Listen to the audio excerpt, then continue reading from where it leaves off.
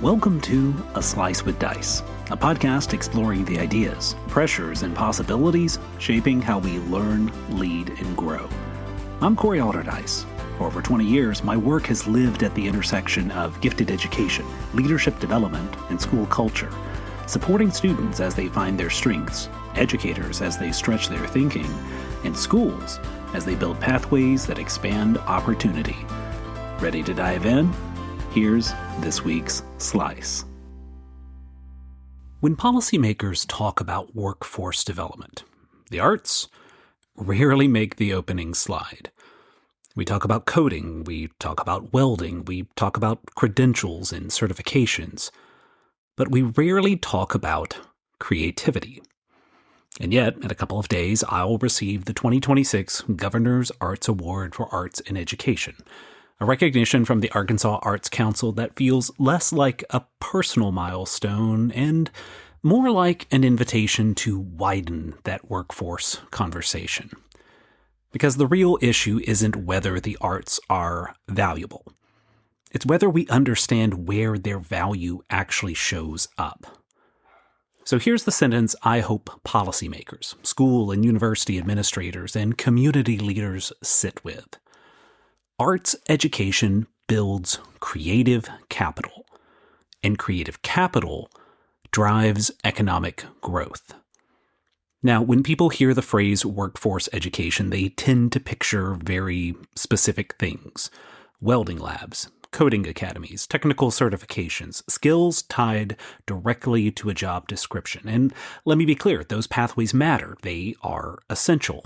States need electricians, machinists, engineers, nurses, data analysts. But what's fascinating is how narrow our imagination has become around the idea of workforce. We treat workforce development as if it's only about technical execution. We rarely talk about creative capacity. And we almost never talk about imagination as infrastructure. Yet, if you look at the research coming out of Arkansans for the Arts on our state's creative economy, the data tells a very different story. The arts in Arkansas are not a boutique hobby sector. They generate jobs, they generate revenue, they generate tourism. They contribute meaningfully to the GDP. They anchor downtown revitalization efforts. They fuel branding, design, media, architecture, entertainment, and experiential retail. Because you see, creative industries are not decorative. They are economic engines. And the through line in all of that is creative capital. Creative capital is the accumulated capacity of a workforce to imagine, design, iterate, communicate, and solve problems in novel ways. It's not just about painting or pottery, though those disciplines absolutely cultivate discipline and craft. It's about ambiguity tolerance. It's about aesthetic judgment. It's about collaboration. It's about narrative construction. It's about the ability to sit in uncertainty and create something new anyway. And that is not a soft skill. That is a survival skill in a 21st century economy defined by volatility and technological acceleration. We don't know what the jobs of 2045 will look like, but we know this: they will require creativity. They will require innovation. They will require the ability to connect disparate ideas and build something that previously didn't exist. And arts classrooms are definitely laboratories for that work. In a studio setting, iteration is normal. Failure is feedback. Revision is expected. Students are asked simply not to replicate a known answer, but to generate an original one. They learn to defend their decisions. They learn to respond to critique. They learn to refine. And that is workforce preparation. It just doesn't look like the version we've grown accustomed to funding. At the Arkansas School for Mathematics, Sciences, and the Arts, we've lived this intersection for years. ASMSA, granted, is still often described by folks as the math and science school, and certainly STEM excellence is core to the mission. But the legislature made a deliberate decision 2 decades ago to formally add the arts to the school's mission. That wasn't ornamental, it was strategic. It was a recognition that creativity and innovation are not competing domains, they are mutually reinforcing. When students move between advanced physics and visual design, when they blend computational modeling and music composition, when they approach engineering challenges with human-centered design principles, something powerful happens. The best innovation rarely comes from siloed thinking, because it emerges at the intersection.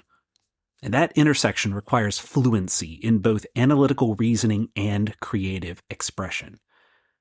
I think there is a dangerous narrative circulating in some corners of public discourse that frames the arts as expendable, especially in tight budget cycles.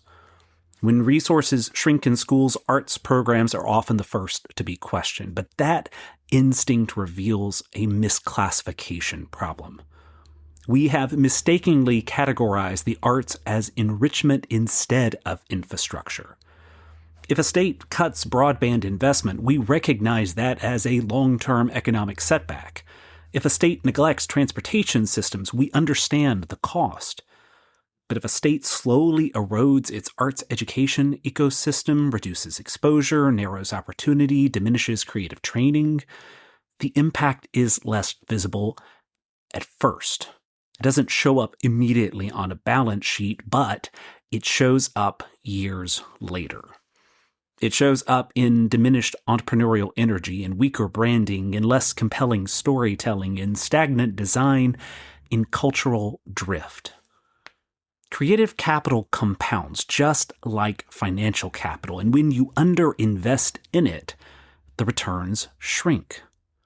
Now, I want to be careful here. This is not an argument that the arts only matter because they generate economic output. Cultural vitality has intrinsic value. Human expression matters on its own terms. A thriving arts ecosystem signals something deeper about a state's civic health and confidence. But if the economic argument is what it takes to get the attention of decision makers, then let's have that conversation honestly. Because Arkansas's creative economy is real. It employs Arkansans. It draws visitors. It strengthens communities. It supports industries far beyond traditional arts labels. Manufacturing relies on design. Retail relies on experience. Healthcare relies on communication. Technology relies on interface and user experience. And behind all of that are individuals trained not just to execute, but to imagine. And imagination is not accidental, it is cultivated. It's cultivated in classrooms where students are asked to compose, design, perform, critique, storyboard, prototype, and revise. It's cultivated when students learn to see from multiple perspectives, when they're given permission to explore, when they are taught that creativity is not chaos but disciplined experimentation. In many ways, arts education is upstream workforce development. It builds the habits of mind that later fuel innovation in business, entrepreneurship, engineering, marketing, architecture, soft development, and yes, even public policy. If we want Arkansas to compete in a rapidly evolving global economy, we cannot afford to narrow our definition of workforce preparation to just yesterday's skills. And we must build creative capital. And that requires educators to teach differently. It requires us to design courses that emphasize human-centered design, visual communication, narrative fluency, and cross-disciplinary problem-solving. It requires higher education leaders to resist false binaries between STEM and the arts.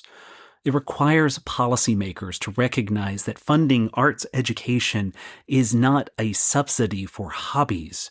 It's an investment in long-term economic resilience. And that also requires us to speak differently about the arts. Language shapes funding. Funding shapes opportunity. Opportunity shapes outcomes. If we continue to describe the arts as extras, we should not be surprised when they are treated that way. But if we speak of creative capital, if we name creativity and innovation as immutable workforce competencies, then we begin to align our rhetoric with reality. So as I think about receiving the Governor's Arts Award, I don't see it as a capstone moment. I want to think of it as a reminder that Arkansas has the capacity to lead in this space. A reminder that our legislature was forward-thinking enough to embed the arts into ASMSA's mission because creativity matters. And a reminder that in a time when some voices dismiss the arts as secondary or optional, we have an obligation to articulate their value clearly, confidently, and without apology. Arts education builds creative capital. Creative capital drives economic growth. And if we are serious about preparing the next generation, not just for their first job, but for a lifetime of adaptation and innovation, then we must treat the cultivation of creativity as essential infrastructure. Not enrichment, not decoration. Again, infrastructure. Because the future economy will belong to those who can imagine it first. A Slice with Dice is a production of Aldercube. Thanks for making time to reflect with me.